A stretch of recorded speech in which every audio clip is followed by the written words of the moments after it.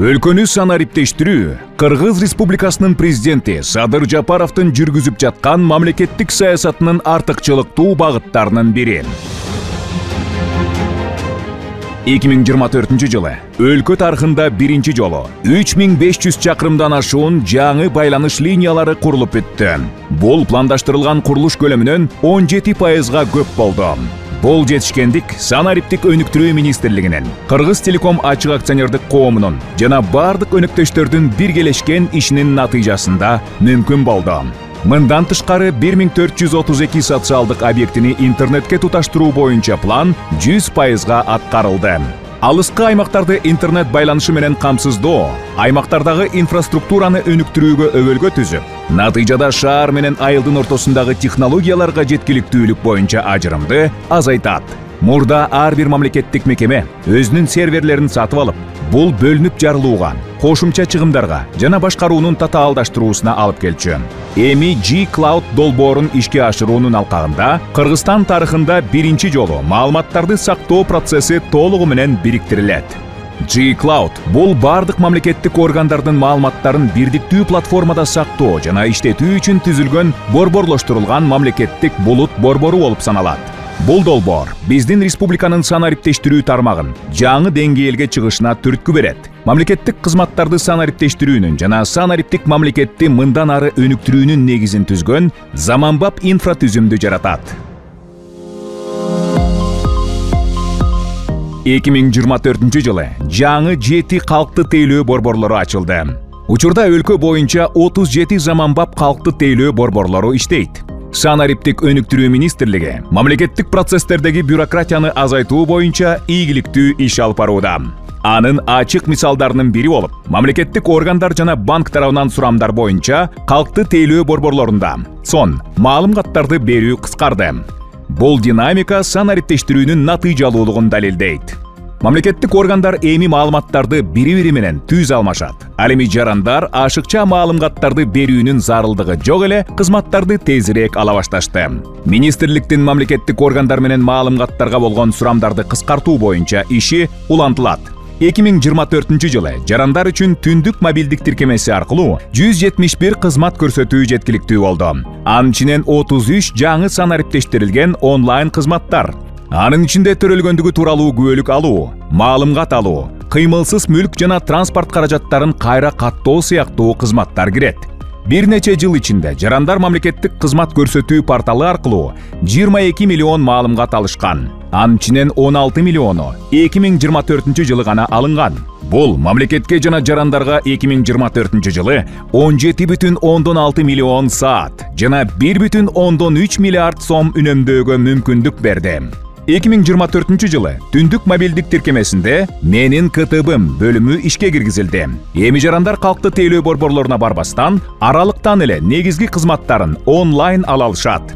Алардын катарына электрондук кезекке катталуу, онлайн каттоо, прописка, онлайн ID карта алуу, онлайн түрүндө кайталанма туулгандыгы тууралуу күбөлүк алуу кирет. Бул долбоор санариптик технологиялар мамлекеттик органдар менен өз ара аракеттенүүнү кантип жөнөкөйлөштүрүп, жарандардын ишенимин кантип жогорулатаарын көрсөткөн ачык мисал болду.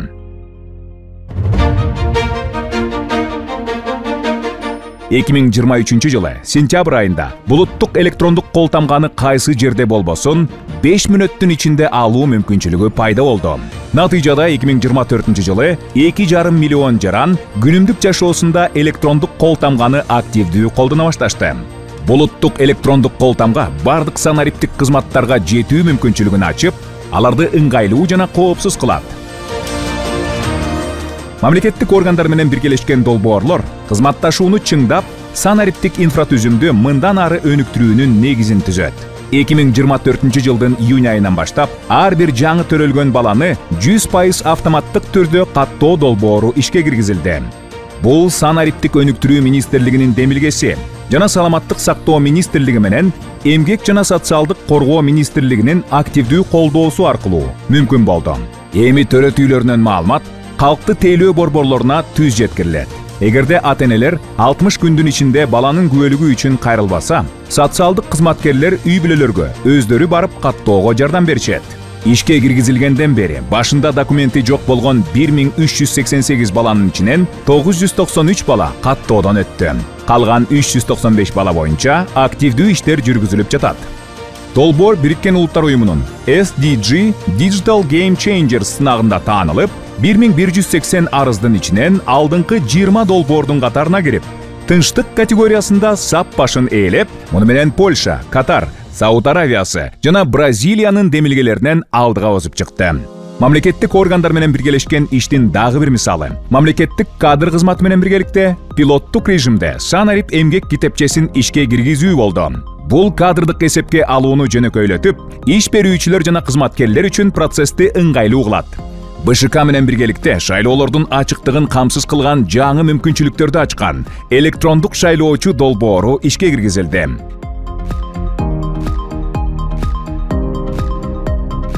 2024 жылы электрондук документ жүгүртүү системасына нормативдик укуктук актылар менен иштөө модулу ийгиликтүү интеграцияланды.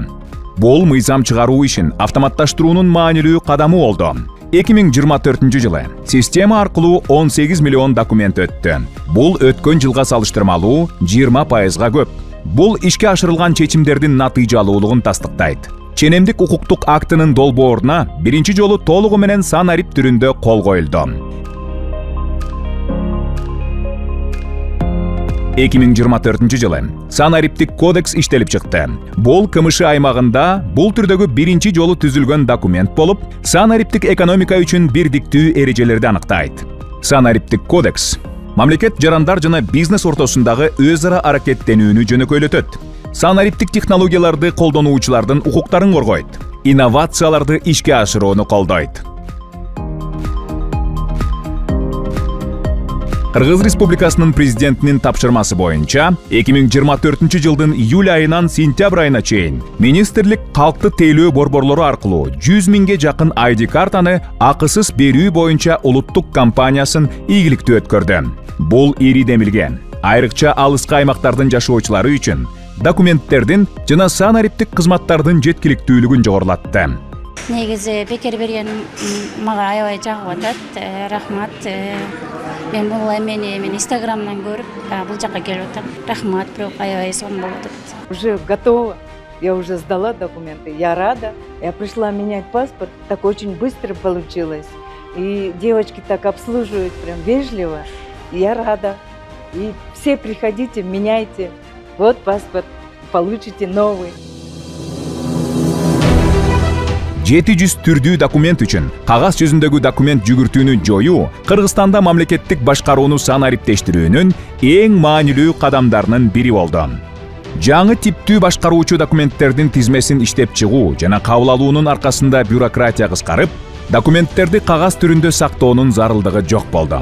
Бул суроо талаптарды иштетүүнү тездетип, тапшырмаларды аткаруу убактысы орто эсеп менен 5-7 күндөн бир нече саатка чейин кыскарып, жылына болжол менен 1 миллиард сомдо кагазга басып чыгаруу жана логистикага жумшалып жаткан каражатты үнөмдөөгө мүмкүндүк берди. Архив кызматы үчүн Талас облусунда 2 архив имараты курулуп, пайдаланууга берилди. Учурда Бишкек шаардык, Көк Жаңгак шаардык жана Сузак райондук мамлекеттик архив кызматтарынын имараттарынын курулуш иштери жүрүп жатат жана кийинки жылы пайдаланууга берилет. Кыргыз почтасы 2024 жылы Бишкекте, Ошто жана Нарында 3 жаңы эл аралык кампасын ачты. Бул 1,4 миллион жүктү иштетүүнү тездетти. Бул өткөн жылга салыштырмалуу 10 эсе көп. Жаңы санариптик системалар жарандарга жөнөтмөлөрдү реалдуу убакытта көзөмөлдөөгө, ал эми бизнеске чек ара аралык сооданы тез өнүктүрүүгө мүмкүндүк берди. Жаштар арасындагы санариптик сабаттуулукту арттыруу боюнча форумдар миңдеген катышуучуларды тартты. Бул Кыргызстанды санариптик жактан өнүктүрүүгө жаш муунду активдүү тартуунун жаңы баскычы болуп саналат. Министрлик Кореянын эл аралык кызматташтык агенттиги (КОЙКА) аркылуу Бишкек шаарында уникалдуу IT хаб куруу үчүн грант алуу боюнча иштерди жүргүздү.